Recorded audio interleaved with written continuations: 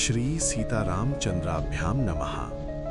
শ্রীমদ্ বাল্মীকি রামায়ণ বালকাণ্ড বা আদিকাণ্ড ষটচত্বরিংশ সর্গ। পুত্রহন্তা ইন্দ্রের বধের জন্য পতি কশ্যপের নিকট দিতির উপযুক্ত বীরপুত্রের প্রার্থনা এবং পতির অনুমতিক্রমে তপশ্চর্যা। তপনিরতা দিতির পরিচর্যাকারী ইন্দ্র কর্তৃক দিতির গর্ভস্থ সন্তানের 7 খণ্ডে ছেদন এবং দিতির নিকট ইন্দ্রের ক্ষমা প্রার্থনা। পুত্রগণ নিহত হওয়ায় অতীব শোকার্তা দিতি স্বামী মরীচিনন্দন কশ্যপকে এই কথা বললেন। ভগবান, তোমার মহাবলশালী পুত্র দেবতাগণ আমার পুত্রদের হত্যা করায় আমি মৃতপুত্রা হয়েছি। দীর্ঘ তপস্যার দ্বারা অর্জনীয় ইন্দ্রহন্তা পুত্রের কামনা করি।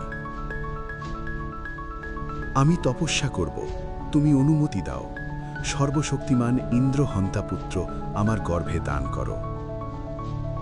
তখন মরীচিনন্দন মহাতেজস্বী কশ্যপ মুনি অতীব শোকার্তা দিতির সেই কথা শুনে প্রত্যুত্তরে তাকে বললেন, ওই তপধনে তাই হবে, তোমার মঙ্গল হোক, তুমি পবিত্রা থাকো। যুদ্ধে ইন্দ্রকে হত্যা করতে সমর্থ এমন পুত্রকে তুমি জন্ম দেবে। পূর্ণ 1,000 বৎসর যদি তুমি পবিত্র থাকতে পারো, তবে আমার কাছ থেকে ত্রিলোকের অধিপতি ইন্দ্রের হত্যাকারী পুত্রের জন্ম দিতে সমর্থ হবে। মহাতেজস্বী কশ্যপ এই কথা বলে দিতির সর্ব অঙ্গ হস্ত দ্বারা উত্তম রূপে মার্জিত করলেন, অর্থাৎ সস্নেহে তার গায়ে হাত বুলিয়ে দিলেন। তারপর তাকে স্পর্শ করে তোমার মঙ্গল হোক এই বলে তপস্যা করতে চলে গেলেন। হে নরশ্রেষ্ঠ রাম, মহর্ষি কশ্যপ তপস্যার জন্য চলে গেলে দিতি পরমূল্যসিতা হয়ে কুশপ্লব নামক তপবনে গিয়ে কঠোর তপস্যায় নিরতা হলেন। হে পুরুষপ্রভর রাম, দিতি যখন তপস্যা করছিলেন তখন সহস্র লোচন ইন্দ্র বিনয়াদি গুণ সম্পন্ন হয়ে দিতির সেবা করতে লাগলেন। অগ্নি, কুশ রাশি, যজ্ঞ কাষ্ঠ, জল, ফলমূল তদ্রূপ আরও যে সকল দিতির আকাঙ্ক্ষিত দ্রব্য, সে সকলই সহস্র লোচন ইন্দ্র দিতিকে নিবেদন করেছিলেন। ইন্দ্র সব সময়ই দিতির পরিশ্রমজনিত ক্লান্তি দূর করার জন্য গাত্র সংবাহনাদি দ্বারা দিতির সেবা করতে লাগলেন।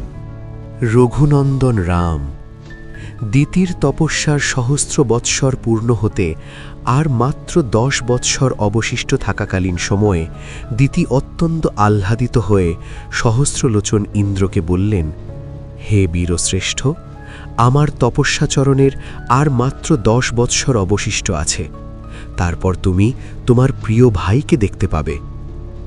হে পুত্র দেবরাজ, তোমাকে জয় করে বিনাশ করার জন্যে তোমার মহাত্মা পিতার নিকট যে পুত্রের প্রার্থনা করেছিলাম, তাতে সহস্র বৎসর তপস্যান্তে তদ্রূপ পুত্রলাভের বর তিনি দিয়েছিলেন। কিন্তু পুত্র, তোমার ত্রিভুবন বিজয়ের সহায়ক রূপে সেই পুত্রকে নিযুক্ত করে দেব। তার সাহায্যে তুমি চিন্তাশূন্য হয়ে ত্রিভুবন বিজয়ের সুখ ভোগ করবে। সূর্য মধ্যগণে উপস্থিত হলে দ্বিপ্রহর বেলায় দেবী দিতি ইন্দ্রের প্রতি এই কথা বলে তন্দ্রাহেতু সামনের দিকে ঝুঁকে পড়লে পাদোদ্দয়ের উপর মস্তকের কেশরাশি পতিত হল এবং তিনি নিদ্রাভিভূতা হলেন। শয্যায় চরণদ্বয় স্থাপনের স্থানে মস্তক এবং মস্তক স্থাপনের স্থানে চরণদ্বয় স্থাপন করায় দিতিকে অপবিত্র দেখে ইন্দ্র হেসে উঠলেন এবং উল্লসিত হলেন। রাম, এই সুযোগে অত্যন্ত আত্মমঙ্গলাভিলাষী ইন্দ্র দিতির উদরে প্রবেশ করে গর্ভকে 7 ভাগে বিভক্ত করে দিলেন। রাম, শতপর্ব নামক বজ্র দ্বারা গর্ভ বিদীর্ণ হলে ওই গর্ভস্থ শিশুটি উচ্চৈশ্বরে রোদন করতে লাগল। তখন দিতি জেগে উঠলেন। ইন্দ্র গর্ভকে অর্থাৎ গর্ভস্থ শিশুকে বললেন, রোদন করো না, রোদন করো না। তথাপি ক্রন্দন করতে থাকলে মহাতেজস্বী ইন্দ্র ক্রন্দনরত সেই সপ্তখণ্ডিত গর্ভকেও খণ্ডিত করলেন। তখন দিতি বললেন, মেরো না, মেরো না। তখন মাতৃবাক্যে গুরুত্ব বা সম্মান দিয়ে ইন্দ্র গর্ভ থেকে নিষ্ক্রান্ত হলেন।